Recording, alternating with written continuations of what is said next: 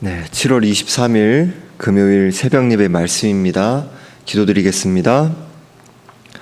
하나님 아버지, 이 새벽에 우리를 불러주셔서 하나님 앞에 예배드릴 수 있는 은혜, 또 말씀을 들을 수 있는 은혜 허락하여 주시니 감사합니다. 우리의 생각과 마음과 의지를 날마다 새롭게 하사 더욱더 하나님을 향하여 하나님께 가까이, 말씀에 더 가까이 빚어져 나가는 우리의 심령이 될 수 있도록 역사하여 주옵소서. 오직 우리의 심령이 말씀을 더욱더 가까이 하고 말씀을 깨달을 수 있는 것은 성령님께서 우리의 심령 가운데 말씀을 깨닫게 해주시는 그 은혜가 있어야지만 가능하오니, 성령님께서 이 시간 말씀을 비추어 주셔서 우리 마음을 비추어 주셔서 말씀이 깨달아지고 말씀이 우리 심령 가운데 새겨지는 그런 은혜가 있을 수 있도록 도와주옵소서. 우리 심령이 하늘을 향할 수 있도록, 우리 생각과 마음이 온전히 주님을 향할 수 있도록 도와주옵소서. 오직 주님께서 영광 받아 주옵시오며 살아계신 우리 주 예수 그리스도의 이름으로 기도하옵나이다. 아멘. 오늘 함께 보실 말씀은 갈라디아서 3장 15절에서 22절 말씀입니다. 갈라디아서 3장 15절에서 22절 말씀, 제가 가진 신약성경 305쪽쯤에 있습니다. 갈라디아서 3장 15절에서 22절 말씀입니다.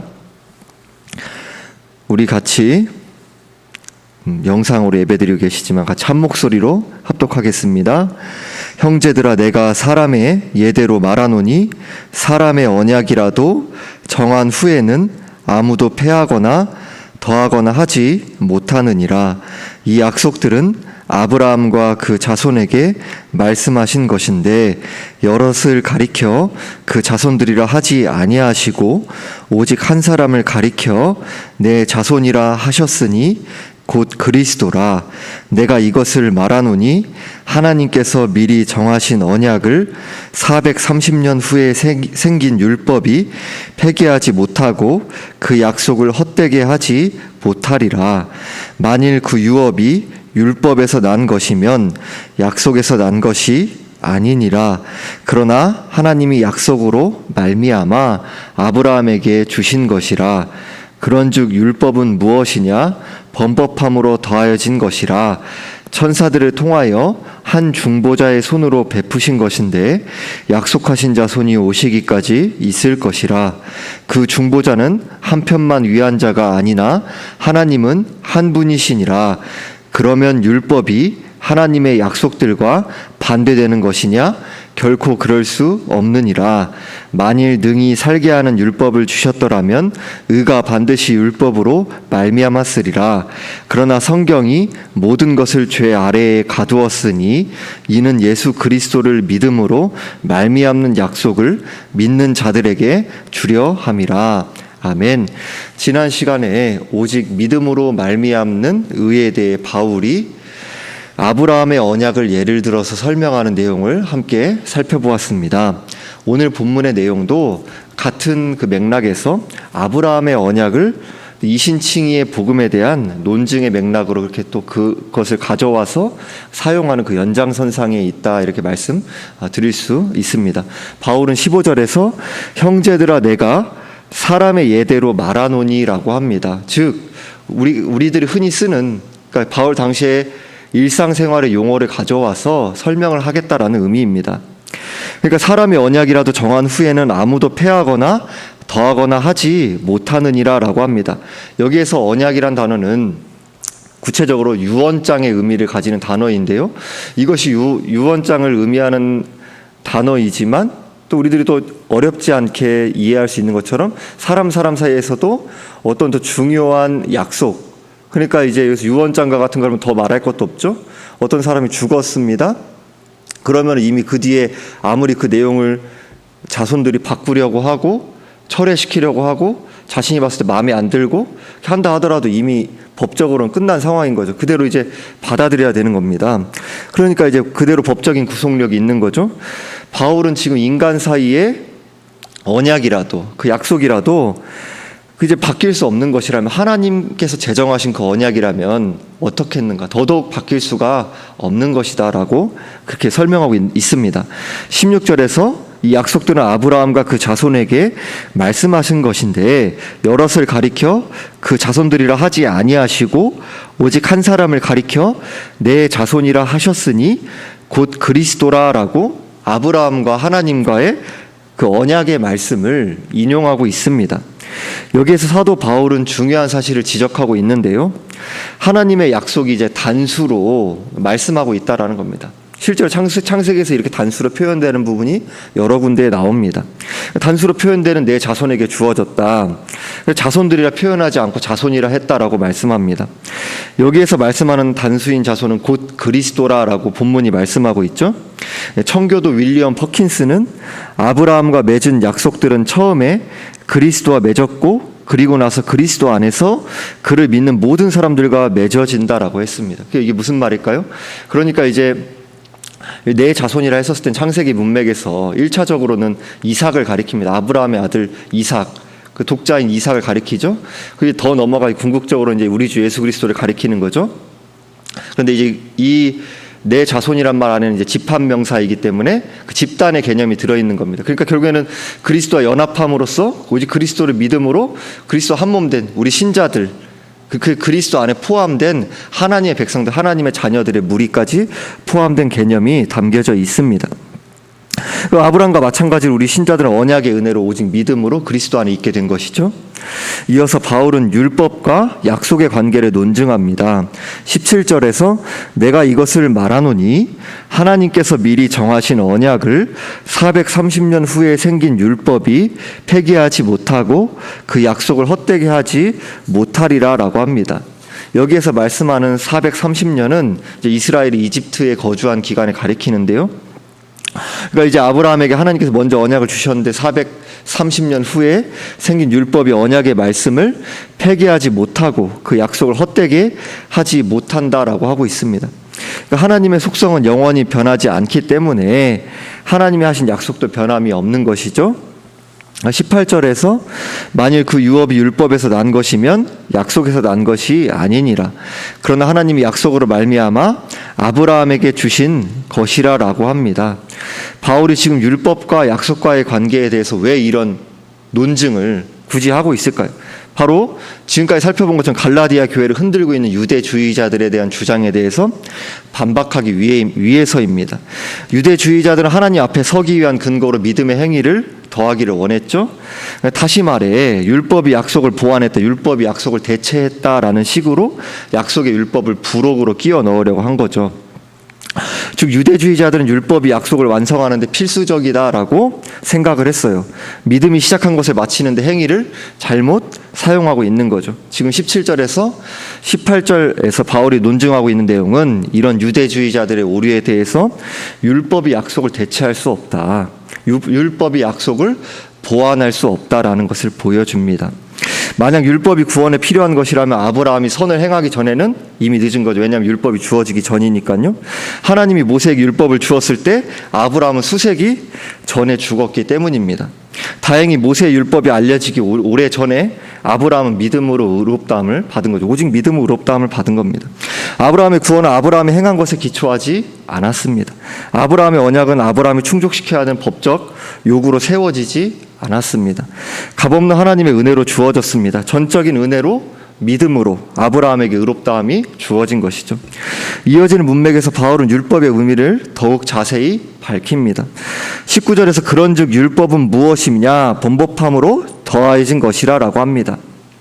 여기서 말씀하는 번법함은 벗어남, 탈선, 법을 고의로 위반함이란 뜻입니다. 즉 여기에서 말씀하는 율법의 용도는 죄가 무엇인지를 깨닫게 하려고 덧붙여 준 것을 의미합니다. 칼빈은 죄를 드러내는 율법의 능력을 율법의 제1용법이라고 불렀어요. 또한 그릇되게 행하는 자들이 마땅히 처벌을 받고 형벌의 고통이 악을 억제하는 효과를 가져오는 것. 그러니까 이제 그 법을 두려워함으로써 악이 억제되는 효과를 율법의 제2용법이다라고 불렀어요. 그리고 신자들이 그리스도를 위해 사는 방법을 그리스도인들에게 보여준 율법의 기능, 그럼 구원받은 자로서 어떻게 살 것인가에 대한 그 기능을 율법의 제3용법이라고 불렀습니다. 즉 오늘 본문은 갈라디아 교회를 뒤흔드는 유대주의자들의 이단적 주장에 대해 율법의 용법 중에 죄를 드러내는 율법의 제1용법에 대해 바울이 논증하고 있는 맥락인 것입니다. 갈라디아서는 큰 구조로 볼 때 1장에서 4장은 믿음으로 말미암는 의에 대하여, 5장에서 6장은 율법의 제3용법, 즉 신자들이 그리스도를 위해 사는 방법을 그리스도인들에게 보여주는 율법의 기능에 관하여 다루고 있습니다. 즉 성령으로 말미암는 새 생활에 관해 5장에서 6장에 다루고 있는 거죠. 즉 성화의 내용을 후반부에 다루고 있는 것입니다. 믿음에서 믿음으로 이르게 되는 신자의 구원의 여정에서 칭의와 성화는 나누어지지 않는 것인데, 그럴 수 없는 거죠. 동전의 앞뒷면과 같이 갈라디아서의 논중의 구조는 이렇게 이루어졌다 있다라는 부분을 기억하시며 현재 본문의 내용에 대해서 함께 살펴보시기 바랍니다. 즉 19절에서 바울은 죄를 드러내는 율법의 기능에 대해 설명하고 있습니다. 율법은 하나님의 거룩한 기준을 위반하는 것이 무엇인지를 보여주기 위해 죄를 노출시킵니다. 상황을 더 좋게 하는 것이 아니라 더욱 상황을 악화시키기 위해 주어진 것입니다. 그러니까 이제 원래 죄가 없던 게 아니라 제가 본래 있던 것인데 인정하지도 않고 깨닫지도 못하고 알 수도 없으니까 본래 그 죄를 짓고 있는 인간의 본성에 대해서, 그 자신의 실체에 대해서 노출시키는 겁니다.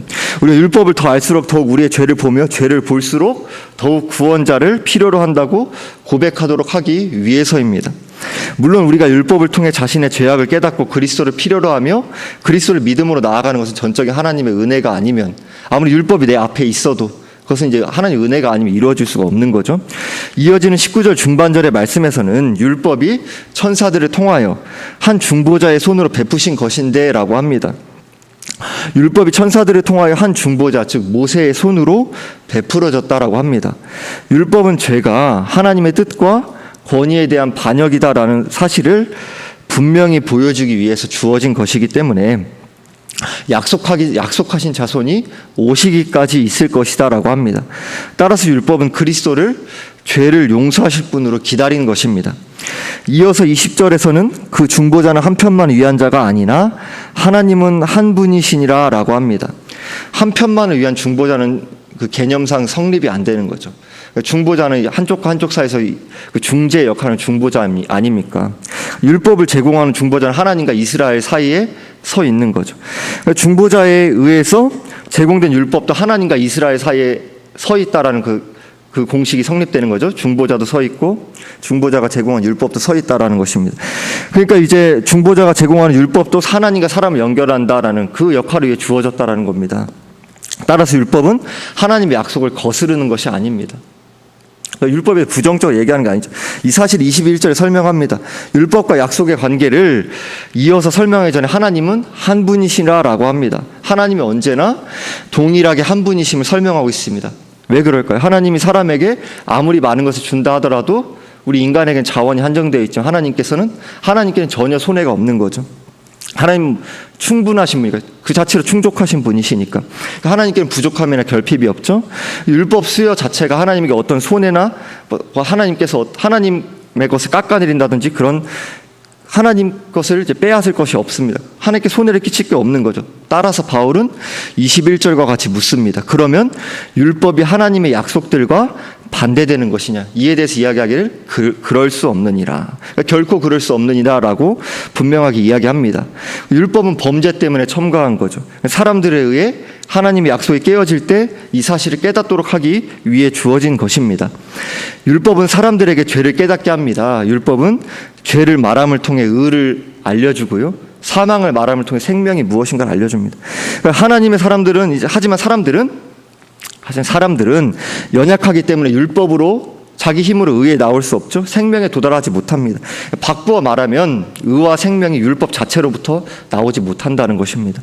따라서 바울은 만일 능히 살게 하는 율법을 주셨더라면 의가 반드시 율법으로 말미암았으리라라고 합니다. 그러니까 21절의 중반절과 하반절을 원문으로 직역하면 만일에 살려낼 수 있는 율법이 주어졌다면 참으로 의가 율법으로부터 나왔을 것이다 라고 이야기합니다. 의의 기원은 하나님의 약속이죠. 하나님의 약속으로부터 주어집니다. 약속과 율법은 다 같이 하나님으로부터 나온 것입니다. 하지만 약속은 하나님의 은혜를 의미하는 것이며 율법은 사람의 행위를 의미합니다.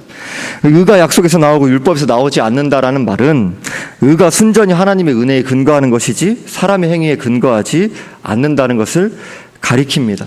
우리 본성은 믿음으로 시작해서 행위로 마치는 것, 믿음을 시작해서 믿음으로 마치는 것이 아니에요. 믿음으로부터 행위로 마치는 것 자체가 우리 본성이 그래야 되는 거 아니야? 믿음 플러스 행위로 첨가해서 해야 되는 거 아니야? 그 본성이 우리가 그렇게 계속해서 우리의 죄악된 본성이 오직 믿음으로 의롭다함을 받는다는 것을 받아들이지 못해. 그 은혜가 아니면 받아들이지 못하는 겁니다. 이어지는 22절에서 그러나 성경이 모든 것을 죄 아래 가두었으니 이는 예수 그리스도를 믿음으로 말미암는 약속을 믿는 자들에게 주려 함이라라고 합니다. 율법은 유익이 되는 귀중한 사역을 수행하고 있습니다. 율법은 우리가 의롭다함을 얻게 할 수는 없지만 오직 죄의 감옥에 속박할 수 있습니다. 그 세상이 죄에서 벗어날 길을 찾기 시작할 때 우리가 구원자를 찾도록 돕습니다. 율법이 스스로 우리를 구원할 수 없지만 우리를 그리스도로 이끌 수 있고 그리스도가 우리를 구원할 수 있습니다. 우리는 인간에게 있는 죄성에 대해 가볍게 다루거나 심판에 대해 약화시켜서는 안 됩니다.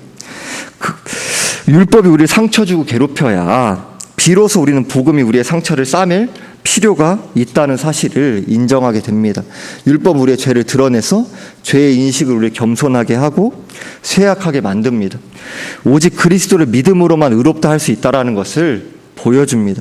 그러므로 율법은 우리를 그리스도로 이끌고 우리가 그리스도를 믿을 때 우리는 하나님이 아브라함에게 약속하신 모든 약속을 받습니다. 율법이 우리를 지옥에 이르기까지 낮춰야 비로소 우리는 복음이 진짜 말하는 바 은혜 아니면 그리스도 아니면 하늘로 올라갈 수가 없는 것이구나.